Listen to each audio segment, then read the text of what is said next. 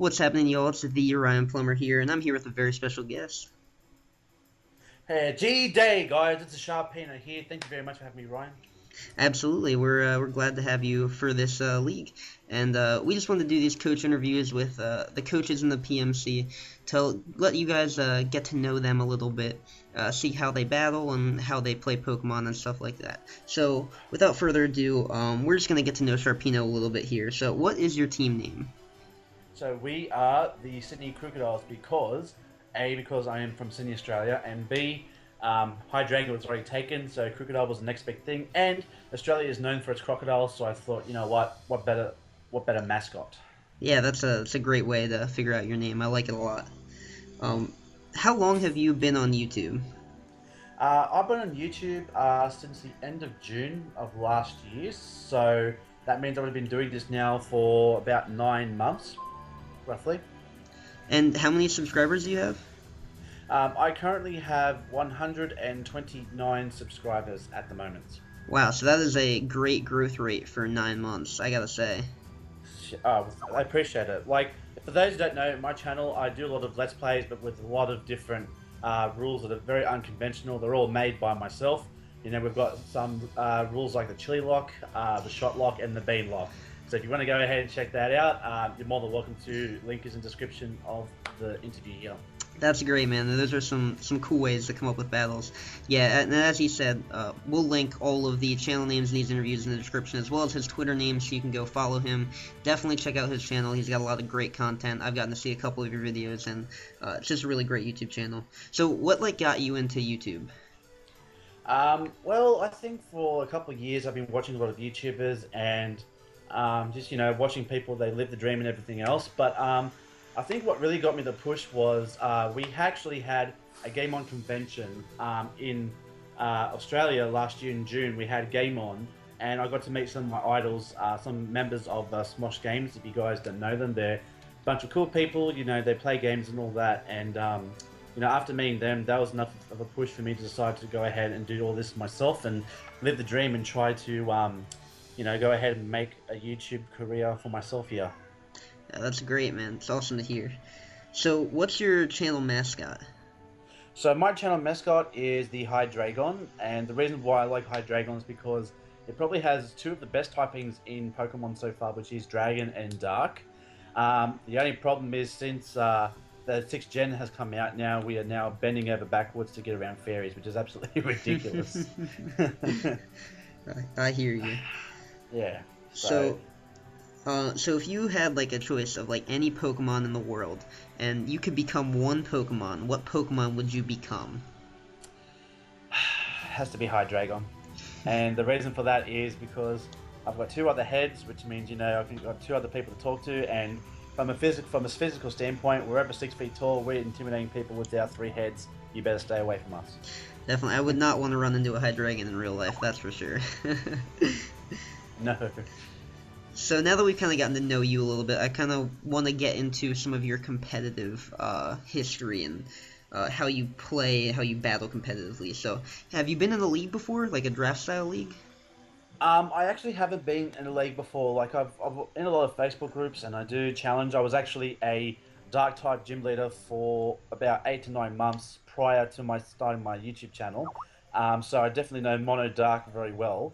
Other than that, though, I have a few Wi-Fi battles on my channel, but not a great deal of it. And it was something that I was really deterred by because it was just so difficult to maintain Wi-Fi battling on top of my Let's Plays and on top of my real-life commitments.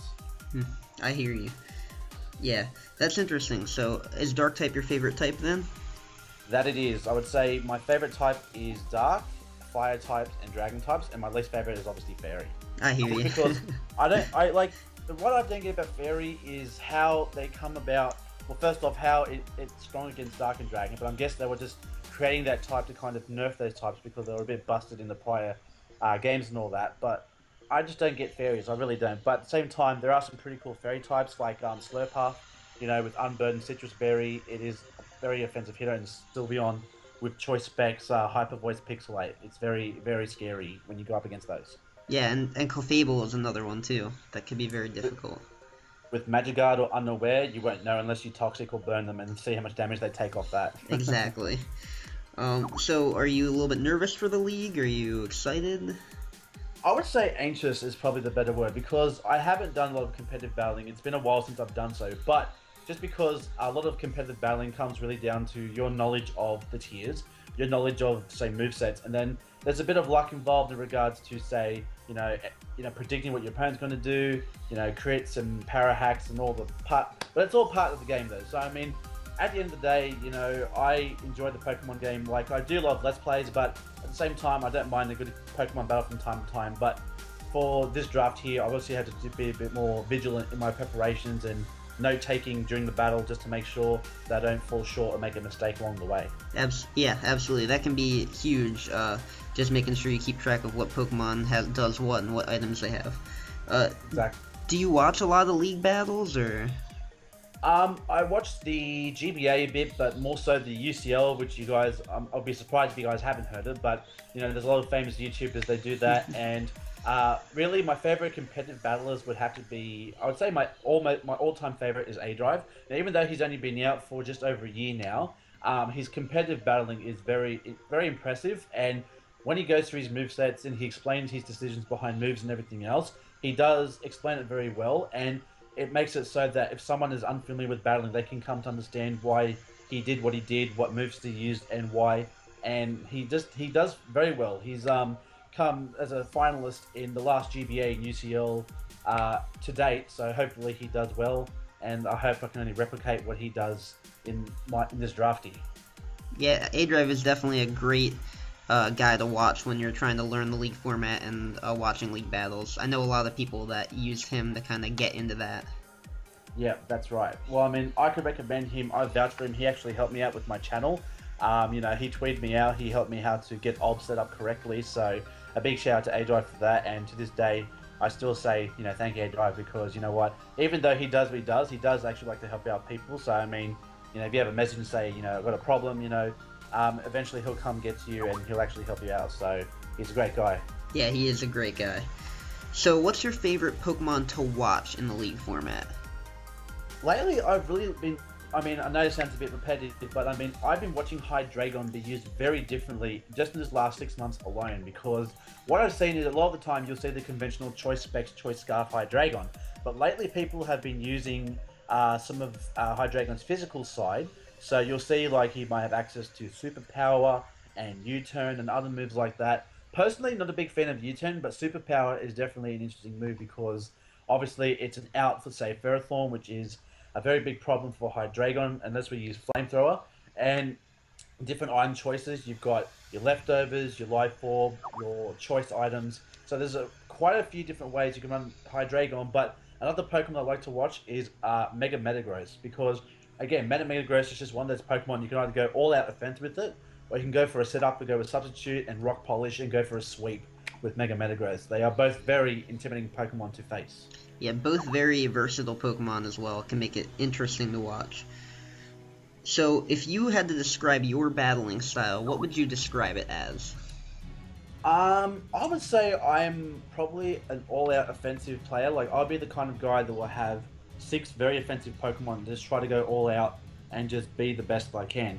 The one thing I do hate about Wi-Fi battling is just stall teams. They really depress me, especially when you see 6 Pokemon with 6 leftovers and it's like a Heatran, a Slowbro, a Venusaur, a Chansey, and it's just all the walliest Pokemon in the game, and you're looking just like, why are you playing the game, But as I say, the best battler is usually the one that will have a backup plan in case they do come across a situation like that. Absolutely, yeah, that's a good way to put it. I also kind of identify with that hyper offense, so it'll be cool to see you battle in the league format, see you kind of use that style in the league format. So have you started planning for the draft yet? I have been weighing up my options. I'm just having a look at all the Pokemon I would consider to use, some of my personal favorites as well, aside from that. But we'll just see how things go. Because I haven't been in a draft before, it is going to be a little bit different for me to make my choices, especially if someone comes across the Pokemon that I wish to use as their choice, and then I'm being forced to think of a backup plan instead of a Pokemon if it hasn't already been called out. So it's definitely going to be very, I'd say, eye-opening experience for me. So, but also exciting experience because I've never done draft before, so I'm definitely excited about doing something a bit more on the competitive side of Pokemon. Yeah, it's gonna be a cool experience for you, and I'm excited to see how well you draft. So would you say, like, according to like the draft, are you confident you can get the Pokemon you want, or how do you feel about that? I would probably say there's probably, I mean, unless I don't get first preference, I would probably say it'd be less likely. But then again, every person would be in the same situation. Like, they probably want their best Pokemon, and more than likely, everyone's going to have, I would say, their dibs on the same Pokemon. But all it comes down to really is who gets the first choice. And then from there, that's how everyone decides to, I would say, make their plans. Because then they look at, well, okay, my first preference is gone. Now, how can I counter that first preference? Should I decide to go second, third, fourth, fifth, or whatever? So there's definitely a lot of planning involved that needs to be done with your draft selections. Absolutely, I hear you. So I just got one last question for you. Sharpino, who is going to be the Pokemon Masters Cup Season 1 champion?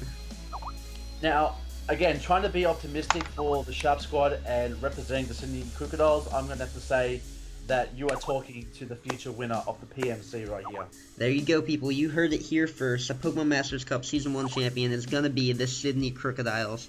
Well, thank you very much, Sharpino, for doing this interview. We really appreciate it.